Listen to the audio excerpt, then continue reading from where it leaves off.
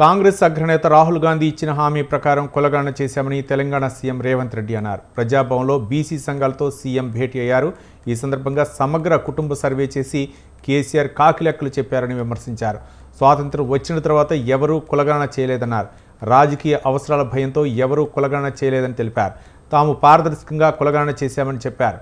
కులగణన చేస్తామని పాదయాత్రలో రాహుల్ గాంధీ హామీ ఇచ్చారని సీఎం రేవంత్ రెడ్డి గుర్తు చేశారు. మిమ్మల్ని అడుగుతున్నా, మన నాయకుడు రాహుల్ గాంధీ గారు మాట ఇచ్చిన తర్వాత ఆ మాటను ప్రజలు విశ్వసించి మనకు అధికారాన్ని కట్టబెట్టిన తర్వాత దీన్ని అమలు చేయడం నా బాధ్యతనా కాదా? కాబట్టి ఈరోజు మన నాయకుడు ఇచ్చిన మాటను తూచా తప్పకుండా అమలు చేయాలనే చిత్తశుద్ధితోని తెలంగాణ రాష్ట్ర ముఖ్యమంత్రిగా దేశంలో ఏ ముఖ్యమంత్రి, ఏ రాష్ట్ర ప్రభుత్వం ఈ నిర్ణయం చేయడానికి సాహసం చేయలే. దానివల్ల వచ్చే రాజకీయ పరిణామాలు కావచ్చు, లేకపోతే ఎదుర్కోవాల్సిన సమస్యల్ని చూసి భయపడి ఎవరు ముందుకు రాలే భారతదేశం మొత్తంలో.